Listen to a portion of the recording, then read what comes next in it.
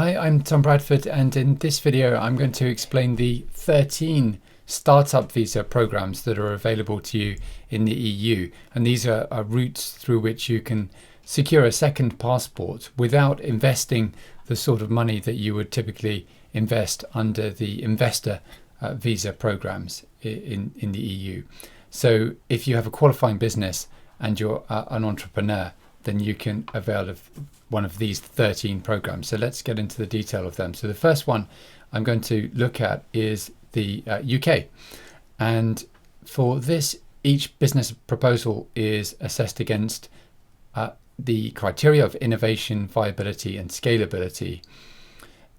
For the startup visa program, no requirement is there's no requirement for investment. And for the innovator visa, which gives you a 3-year pathway to permanent residence as an incentive to attract entrepreneurs, you require £50,000 available to invest. But as I say, for the startup visa, there's no minimum investment criteria.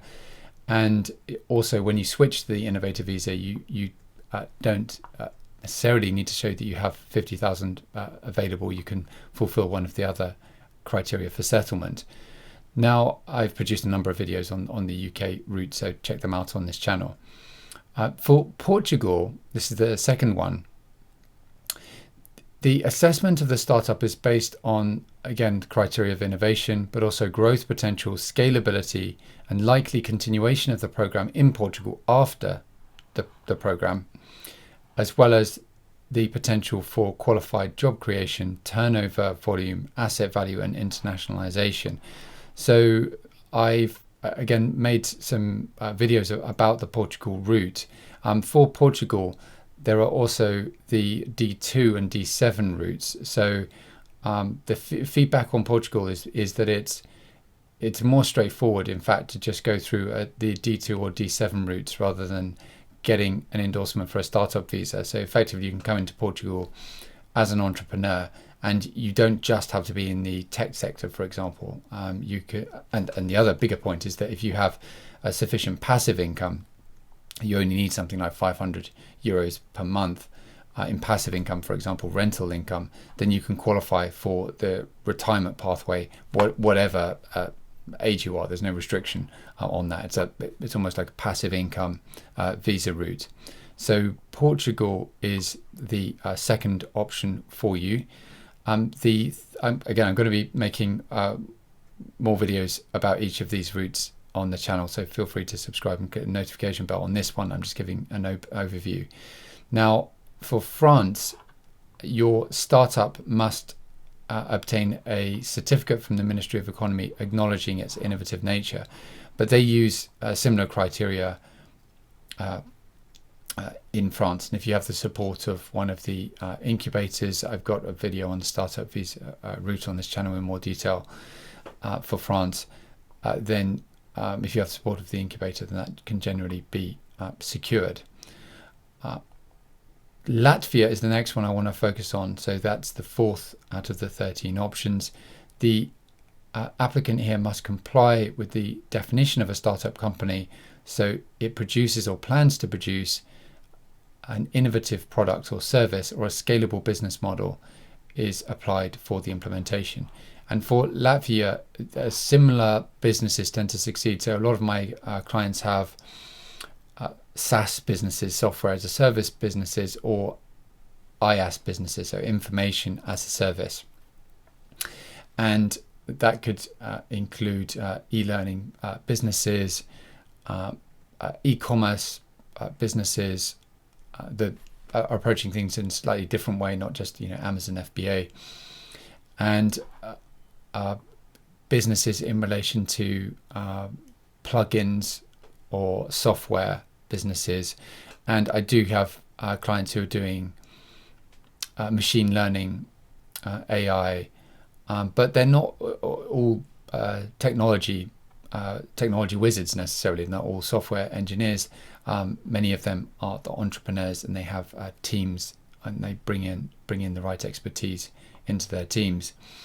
Now, that Latvia, I want to move on to the fifth option, which is for Austria. So in Austria, the applicant must submit a plausible business plan to develop and bring to market innovative products, services, processes, or technologies within the framework of a newly established undertaking.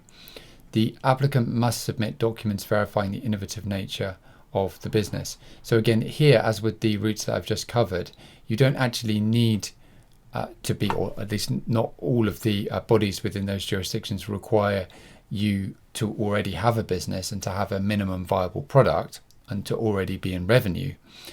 But for some of the ones we're going to come up to, you do need to be in revenue. You do, or you at least need to have a minimum viable product or some form of validation in the relevant market. So that's Austria. Ireland is the next one I want to deal with, and of course I've made a number of videos about how to set up a business in Ireland on this channel. So for this, the startup must be international and innovative, rather than an ordinary commercial venture seeking to service the domestic economy. The startup must also have a high potential for growth. So you can't set up a traditional business. What is a traditional business these days in this economy?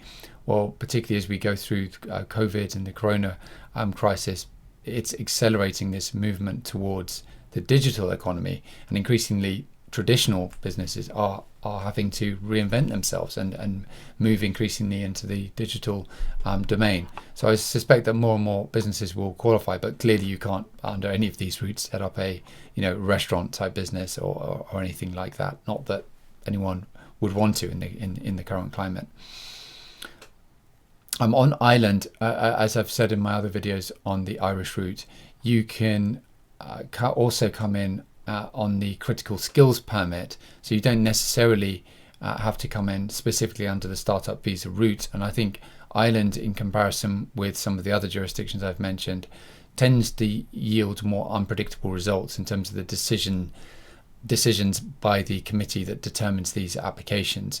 And it's not determined on the level of the incubator in Ireland. It's determined centrally by a committee. So for Ireland, you'll want to have a think about whether you actually want to go down the startup visa route or whether you want to go down the critical skills permit route, particularly if you already have a business overseas and you're setting up a branch of it in Ireland. There's probably more straightforward ways to do that than coming through the startup visa route.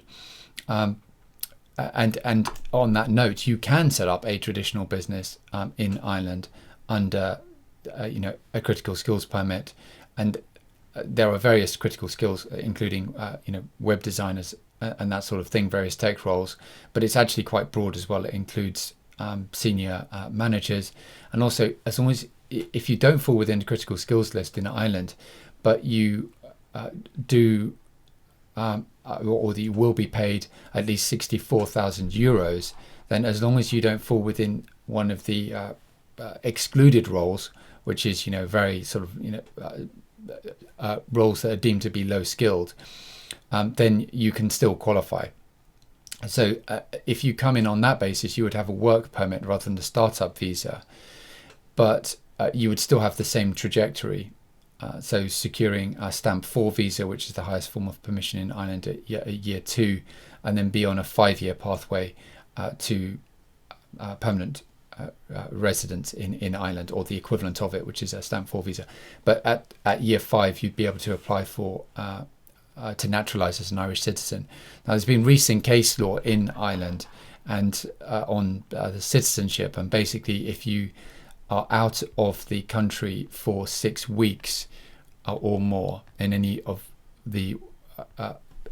year of the 5 years that you stay there, then you will need to account for that. If it's just up to 6 weeks that you're out of Ireland, then there's no issue and it won't be looked into any further. But any time out of the country above that needs to be specifically justified. And so it's more restrictive in that sense than the UK is, for example, where you only need to be in the UK for, say, 185 days a year, and the maximum absence is 180 days out of the UK in each of the 5 years when they come to look at your application to naturalise as a British citizen. I've included, of course, the UK here, notwithstanding, of course, that we exited the UK exited the EU, but we're still in the transitional arrangement period.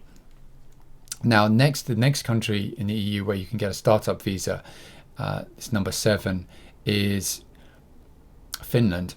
And here the startup must have an innovative, scalable business model with market and growth potential as an international business. So it's the same idea in Finland. It's essentially you only need the business idea and a qualifying business plan. You don't necessarily have to have a minimum viable product. But if you this could contrast with some of the ones that I've got coming up. So for Estonia, there's more detailed requirements. This is number 8. So the startup visa for Estonia must demonstrate a scalable business model. There must be at least one minimum viable product or prototype, as the expert committee does not assess products or companies at the idea stage. So that's the difference. You can have something at the idea stage for many of the other jurisdictions that I've just reviewed. The committee assessing whether the business has growth potential. So it assesses whether the business has growth potential, whether the business model is innovative and replicable. So that's more to do with competition analysis, and added value for the Estonian business environment.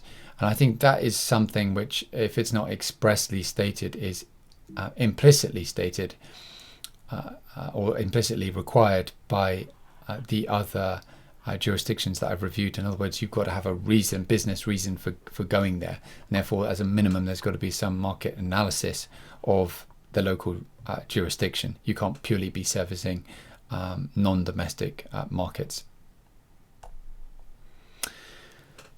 The 9th startup visa option that you have in the EU is for the Netherlands. So this service or product here must be innovative, and that's assessed on the basis of 3 aspects, of which at least one aspect must be applicable. So number 1, the product or service must be new to the Netherlands. Number 2, new technology has been used in its production, distribution and marketing.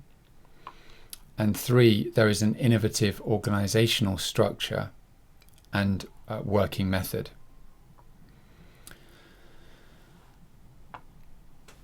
So you've got to have at least one of these.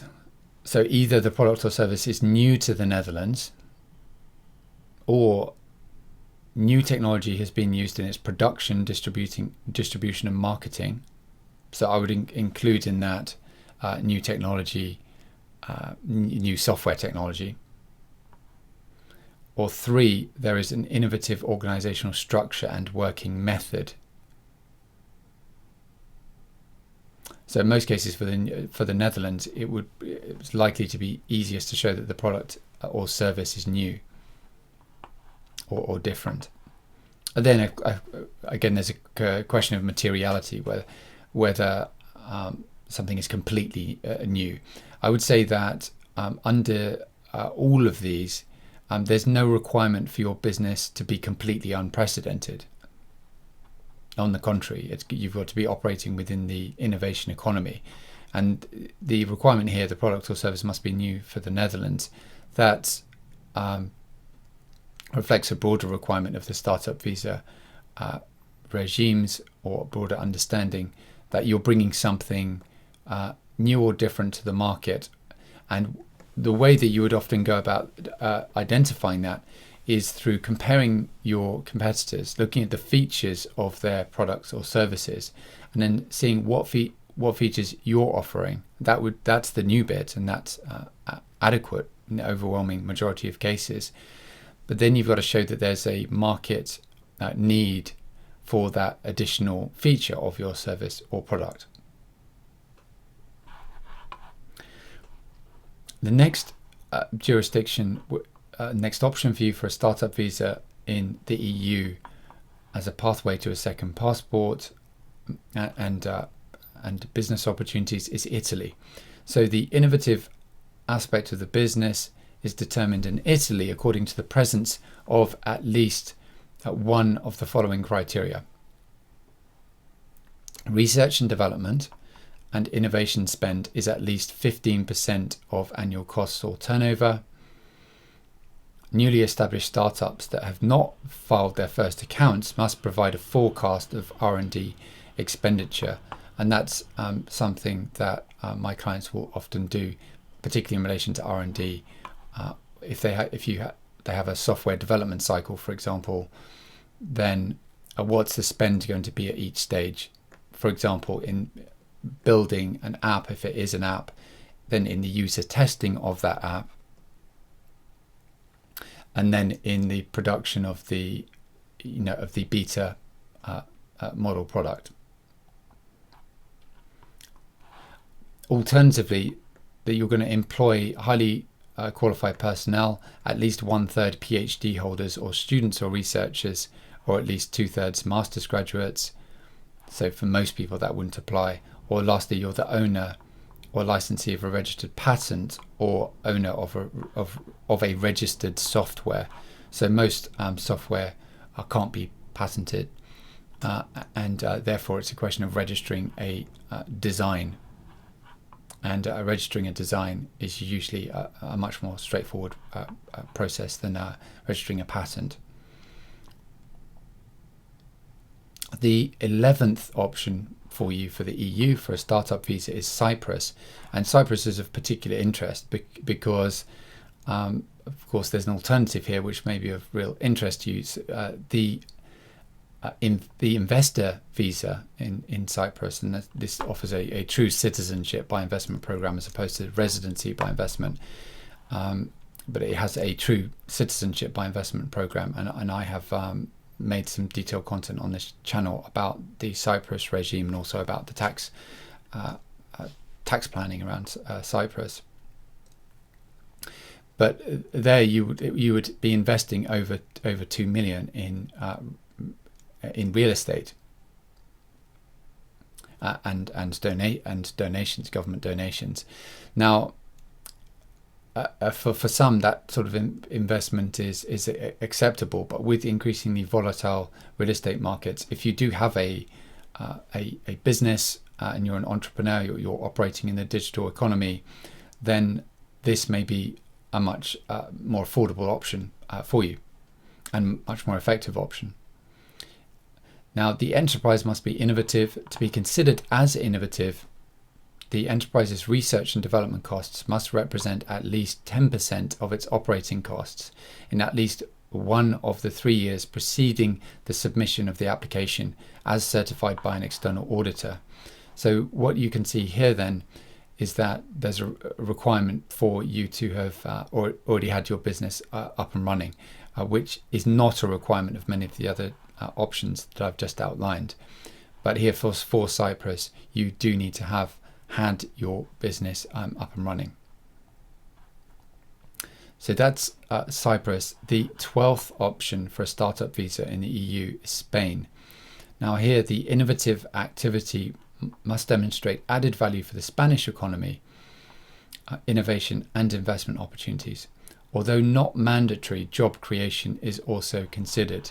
And Spain has had some of the highest number of applicants for its startup visa, and it has been a very successful program. Again, like these other programs, you need to show why Spain and what value you're going to be adding locally, not just servicing international markets. And again, I've done these really in order of difficulty, or the higher of the height of the thresholds required. But Lithuania, so startup activities here for the Lithuanian startup visa must be related to the introduction of new technologies or other innovations that are significant to the economy and social development of Lithuania, and should have a potential for scaling up. Certain industries specifically mentioned include biotechnology, nanotechnology, information technology, mechatronics, electronics, financial technology, and laser technology. I do have clients who are doing fintech businesses, but fintech is sometimes actually quite straightforward, like a payment transfer softwares and that sort of thing. But this stands towards the more difficult end of the startup visa spectrum within the EU. So I hope that's a helpful review of the startup visa regimes. There are also other options for securing a pathway to a second passport, as well as advancing your business opportunities within the EU. And I'm going to be reviewing them as part of this series. Feel free to subscribe and click the notification bell. And you can also contact me, get in touch with me for a free consultation. I'm also going to drop a link in due course to my courses around this subject, so you can review them. Thanks very much, and bye for now.